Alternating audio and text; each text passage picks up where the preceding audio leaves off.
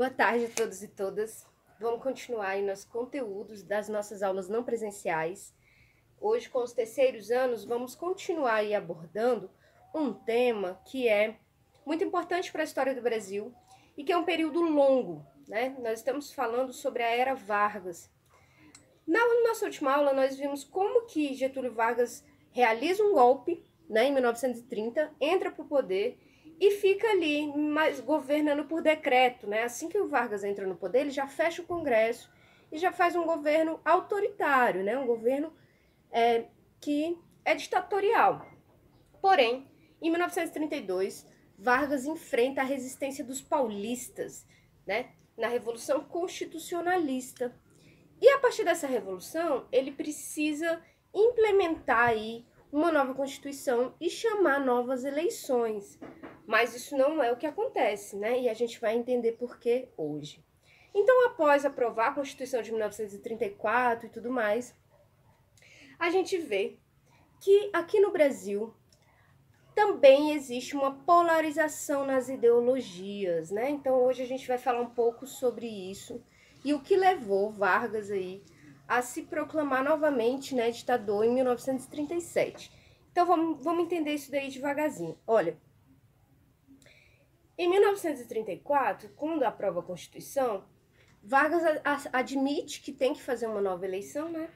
Só que nós vamos ver que em 1935, a partir de 1935, já começa aí o Brasil a entrar num estado de sítio, né? E isso daí impede as eleições de continuarem, né? Então, o que a gente vai falar hoje? Sobre como que se implementa a ditadura do Estado Novo, né? Bom, antes disso, a gente precisa entender uma coisa. Após a crise de 29, o sistema capitalista liberal, né? Ou seja, onde as empresas têm muito mais interferência, né, na relação política, onde os liberais defendem a não interferência do Estado na economia, né? Então, o que aconteceu? Após a crise de 29, o liberalismo começa a ter uma decadência. E a partir daí vão surgir dois grandes movimentos mundiais, né, que vão questionar o liberalismo no mundo inteiro, né? Um desses movimentos aí, a gente começou a falar na aula passada, que foi o movimento do fascismo e do nazismo, as ideologias aí que estavam em ascensão na Europa na década de 30, né? A gente viu que a Alemanha nazista, ela se origina dessa crise que vem com a crise de 1929, né? E fortalece aí movimentos nacionalistas, movimentos corporativistas, movimentos de ditadura, que são chamados regimes totalitários, né? Aqui no Brasil, a gente vai ter uma representação desse movimento também, organizada numa aliança, né? Numa associação aí dos integralistas, né? Então, a Aliança Integralista Brasileira, ela vai ser a defesa da ideologia fascista no Brasil nessa época aí, do início dos anos 30, né?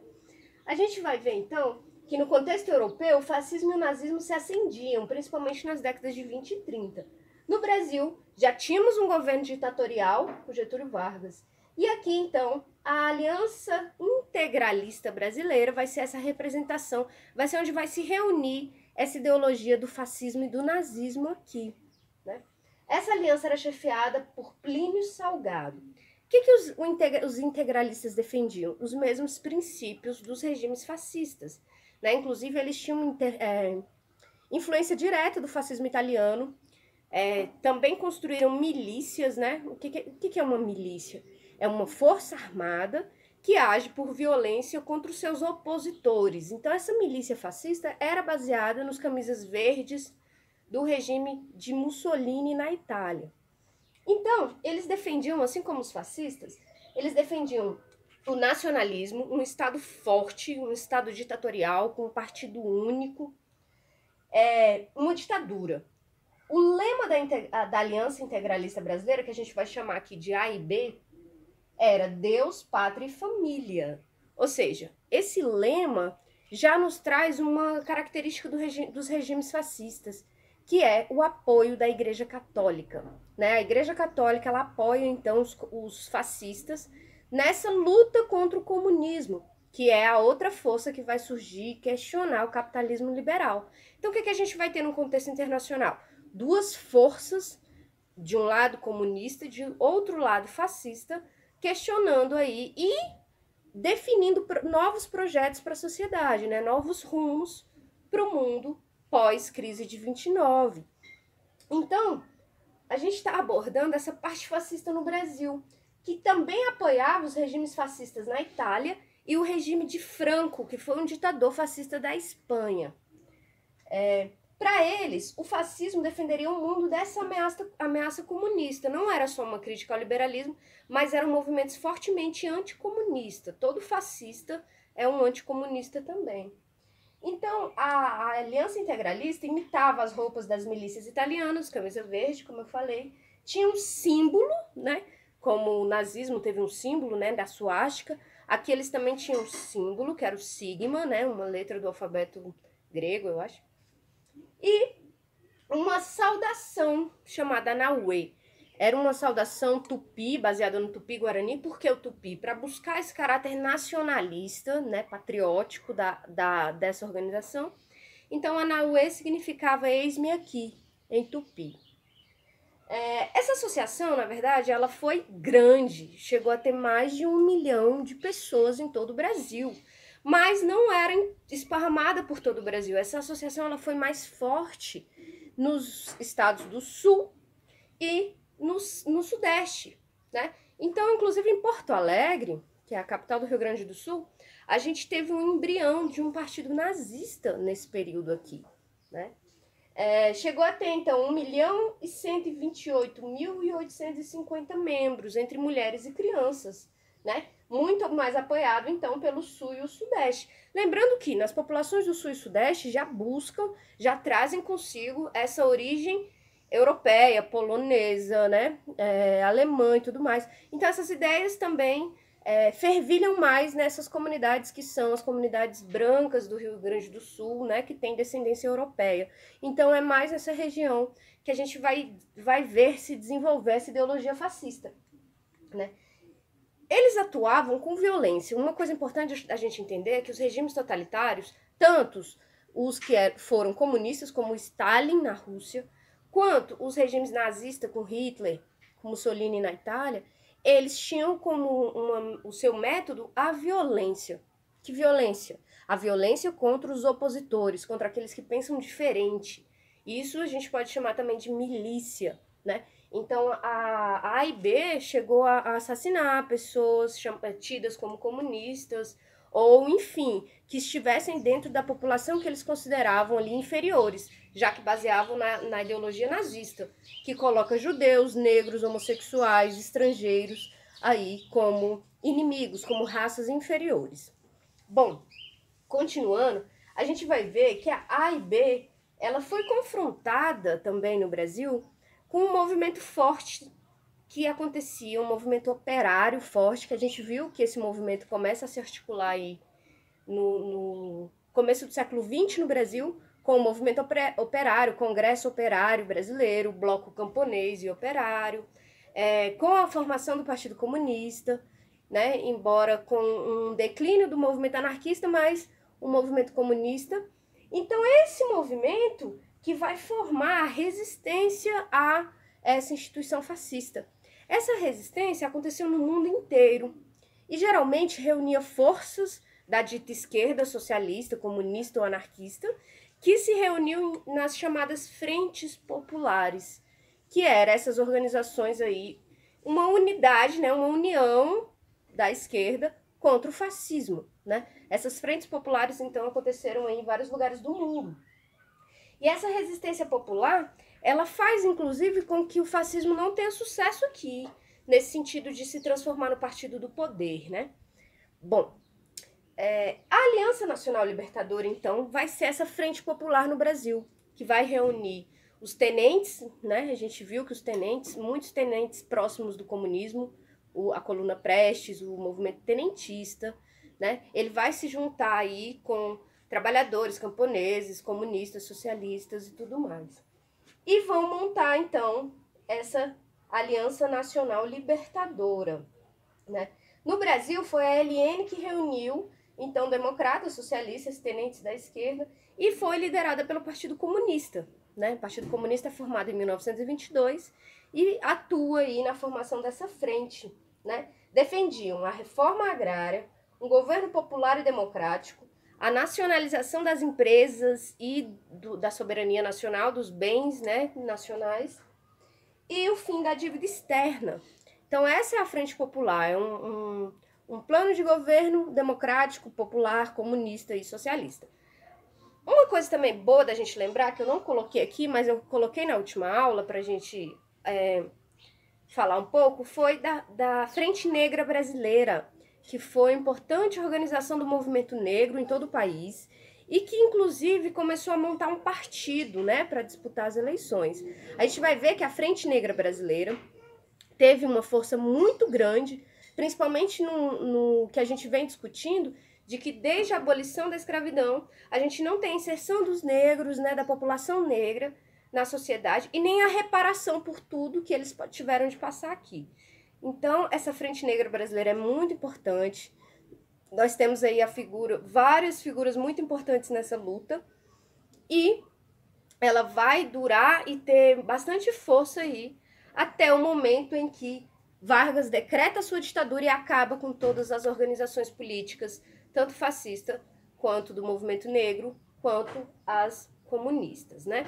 Então tá bom, a gente já viu aqui agora que enquanto o mundo vivia essa polaridade de ideologias, como o comunismo e como o fascismo e o nazismo na Europa, aqui no Brasil a gente também tem uma reprodução aí dessas ideologias, com a AIB e a Aliança Nacional Libertadora, que a gente vai chamar de ALN.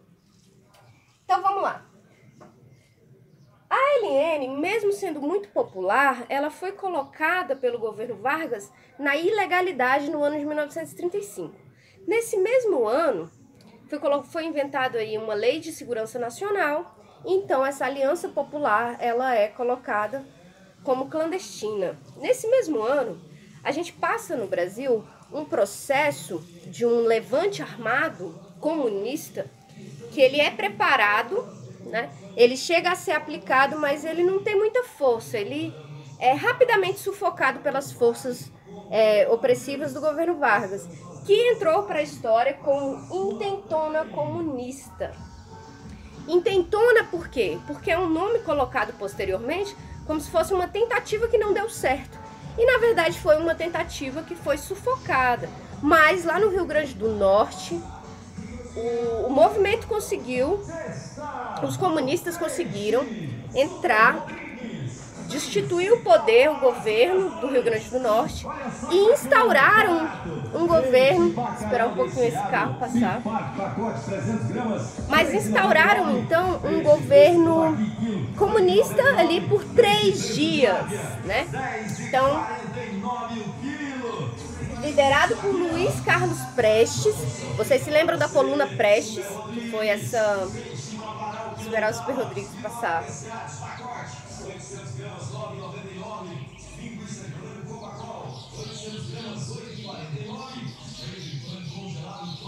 Bom, a intentona comunista, então, ela consegue ter um pouquinho mais de sucesso só lá em Rio Grande do Norte, mas no resto do Brasil ela é rapidamente sufocada, não foi um movimento tão forte assim. Mas foi uma tentativa dos comunistas aí, né, de tomarem o poder.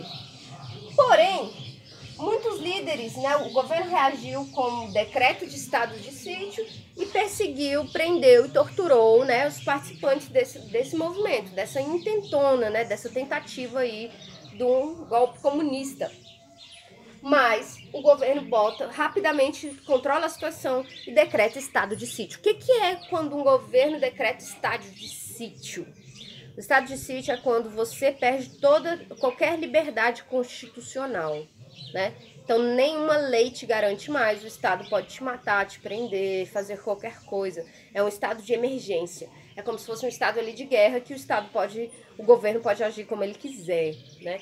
Então, olha só, o governo Vargas começa então bota a Aliança Nacional na ilegalidade, na clandestinidade, mas não faz isso com a Aliança Integralista, que, né, tinha muitos métodos violentos e tudo mais. Então já começa por aí a gente a perceber que o Vargas tem uma afinidade com os governos fascistas, né, da Europa, né? E, inclusive, a sua próxima Constituição vai ser baseada na Constituição fascista do governo da Polônia, né? Então, o que a gente vai ver? Que Vargas constrói uma imagem popular de o pai dos pobres, mas também, ao mesmo tempo, ele flerta, né? Ele namora aí com a ideologia fascista. Então, essa aí é uma das questões que a gente precisa refletir sobre esse governo, né? O governo Vargas, ele traz essa complexidade pra gente. Porém, os comunistas são perseguidos, torturados, presos, anarquistas também. Então, acaba que dá uma parada nesse movimento popular.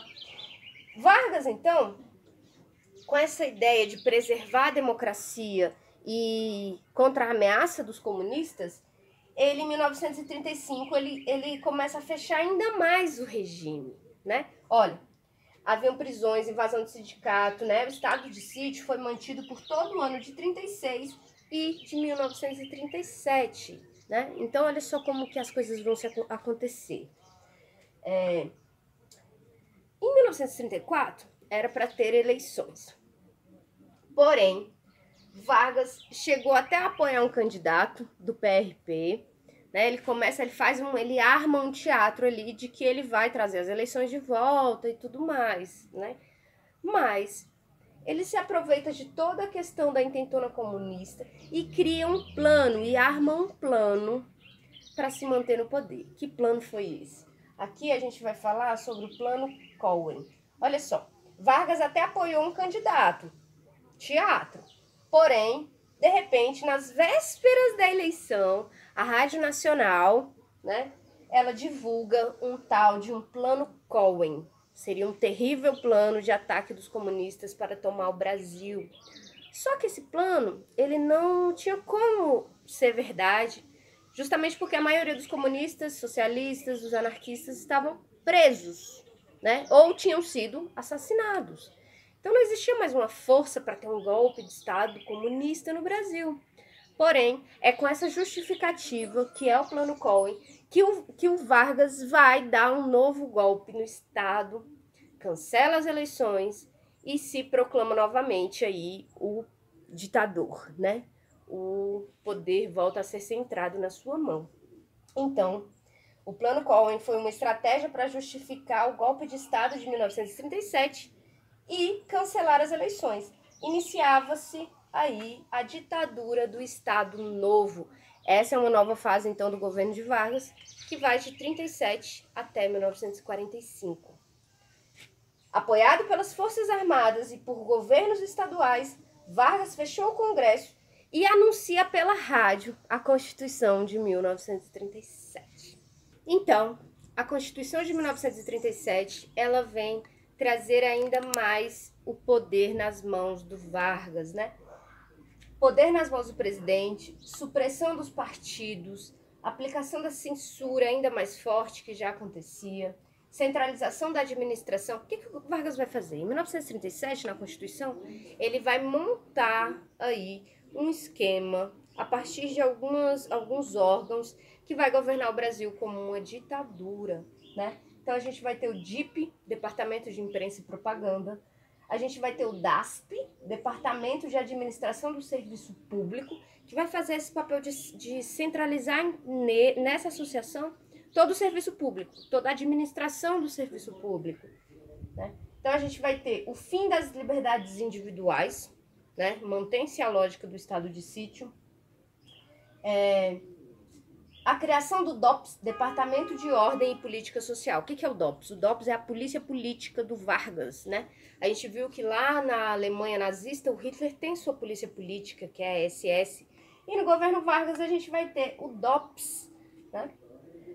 O DOPS, então, é responsável pela perseguição, repressão e para garantir a ordem social, né? Então, vejam, ele coloca que o Brasil vive uma ameaça comunista e tudo mais, e aí ele vai organizar tudo isso, né? Então, com esse argumento de que existe uma ameaça comunista para manter a ordem social, né, o DOPS é criado, né? O DOPS, então, vai ser essa organização que vai fazer a repressão ao movimento.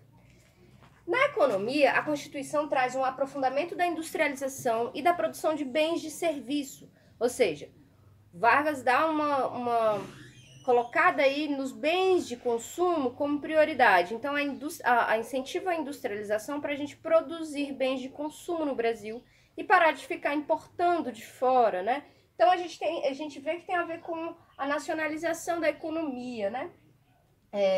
Foram criadas aí nesse momento algumas empresas nacionais, né, de grande importância aí até os dias de hoje, embora hoje não sejam mais nacionais, como a Vale do Rio Doce e a Petrobras, né? A siderurgia nacional também é incentivado, né? Ou seja, as indústrias aí que fazem a transformação dos minérios, né, de ferro em produtos. Então, na economia, a gente vê que na Constituição de 37 vem essa nacionalização aí das empresas. Na questão social, Vargas também dá uma avançada aí na questão da consolidação das leis de trabalho, a chamada CLT, que é onde estão registrados os direitos trabalhistas, as férias, o salário mínimo também é aprovado em 1940, e em 1943 a gente tem a CLT, né? O que acontece? O governo populista, fascista, ele tem uma característica que é o corporativismo, né? Que é o Estado controlar as relações entre o capital, entre as empresas, entre as indústrias, e o trabalho, ou seja, entre o patrão e o empregado. Então, é isso que vai ser o papel aí do Estado varguista, né? Fazer essa relação aí entre o capital e o trabalho. Isso aí é o corporativismo, tá bom, galera? É um conceito importante. Ele está muito presente nos regimes fascistas da Europa também. Então, é o Estado controlando o sindicato, né? O paternalismo estatal junto com o fascismo, né? Então, ao mesmo tempo que Getúlio Vargas divulgava a sua imagem, construía a sua imagem de pai dos pobres, né? De que estava fazendo políticas para os trabalhadores, ao mesmo tempo aí ele está fazendo Na verdade, ele está fazendo um acordo entre a empresa e o empregado, entre o patrão e o empregado. E também controlar, para controlar essas massas trabalhadoras, a classe trabalhadora que estava se erguendo, se envolvendo com os sindicatos, com os partidos comunistas e tudo mais. Então, o que a Constituição de 37 vem fazer? Não. A partir de agora, se o trabalhador quiser alguma coisa, ele pede para o governo. Ele não vai fazer um protesto para a empresa, uma greve, nem nada disso. Então, isso que é o corporativismo do governo Vargas, a consolidação aí das leis de trabalho, né? Devemos lembrar que Vargas apoiava-se na sua imagem populista de pai dos pobres. Partidos e movimentos, então, foram todos colocados na clandestinidade, inclusive os integralistas, né? Então, em 1967 não podia ter nada, a única expressão política que existia era o Vargas. Fora isso, foi proibido qualquer tipo de organização, tanto dos integralistas, dos fascistas, quanto dos comunistas, né? E também da Frente Negra Brasileira, então acabou tudo. Assim, por meio da propaganda, né, da sua imagem, da sua autoimagem, por meio do Departamento de Imprensa e Propaganda, do DASP e do DOPS, Vargas montou uma ditadura com o nome de Estado Novo, né? Então, olha só, quando Vargas entra no poder em 1930, ele fala que tudo aquilo que aconteceu antes, na República, foi a República Oligárquica era velha, né? Então, é muito importante a gente pensar como que um governo, ele constrói uma noção do tempo. Então, a República era velha e agora nós temos um Estado novo. Mas, de novo mesmo, a gente vai ver algumas mudanças, mas a gente vai ver que se mantém essa estrutura de poder no Brasil, né? A estrutura de agroexportação, latifúndio, né? Então, o que o Vargas vem fazer mesmo é jogar uma imagem popular, populista, de que é a favor dos mais pobres, dos trabalhadores, mas ele vai manter ali a mesma classe que domina os meios, né? As terras, as indústrias, tudo mais, vai manter essa classe também sendo aí favorecida, né? A classe dos industriais. Os regimes totalitários usaram os meios de comunicação de massa para controlar as informações e construir uma versão oficial do governo, né? Em 1939, Vargas lançou A Hora do Brasil. A Hora do Brasil, então, faz parte dessa lógica de imprensa e propaganda que os regimes usavam. Se você for ver, Adolf Hitler usava muito a Gestapo, as suas instituições que garantiam ali a imagem grandiosa do nazismo e dos arianos, né? A mesma coisa o Getúlio Vargas usou aqui, né? A imagem de Getúlio Vargas como amigo das crianças, o pai dos pobres, a favor das donas de casa, toda essa questão Vargas usava na sua propaganda, então imprimia cartazes, cartilhas para as escolas, além da imprensa, né, e do rádio, né? A Hora do Brasil é um programa que existe até hoje no Brasil, todos os dias às 7 da noite, e foi colocada e implementada pelo governo Vargas. Então, é muito importante esse aspecto no seu governo, né, da imprensa, da propaganda e das instituições de repressão. Então, olha só, também usava cartilhas escolares para defender sua imagem popular, né, populista. O regime do Vargas, ele é então tratado assim como um regime popular, mas um regime ditatorial, um regime que perseguiu muitos trabalhadores, perseguiu muitas pessoas ali que se colocavam em oposição a esse governo. Inclusive eu tenho um amigo que mora no Rio de Janeiro, em que ele tem um tio-avô que foi desaparecido no governo Vargas. Ele sumiu, né? Provavelmente foi assassinado pelo governo do Vargas e nunca mais a família desse meu amigo teve contato com essa pessoa, né? Então a gente viveu sim uma ditadura mesmo nesse período, né? Então, para finalizar aqui, a gente tem muitos intelectuais e artistas que, por criticarem o governo do Vargas, foram presos, né? Inclusive grandes escritores, como o Graciliano Ramos, né? Monteiro Lobato também foi preso no governo Vargas. E a Patrícia Galvão, que era uma mulher aí de expressão do movimento feminista brasileiro no início aí do século XX, né? Então, olha só, pra gente resumir a aula de hoje é isso, a gente viu como que o Vargas elabora toda uma estratégia para se manter no poder, para realizar mais um golpe de Estado e dar início aí ao que a gente chama de ditadura do Estado Novo. Então, há muitas coisas aí que tem nesse período. A gente vai precisar de mais uma aula para entender outras questões do governo Vargas, dessa era que vai de 1930 a 1945. Então, esperem aí, continuem acompanhando as próximas aulas. Eu espero que todo mundo fique bem, fique em casa e que em breve a gente esteja juntos aí novamente.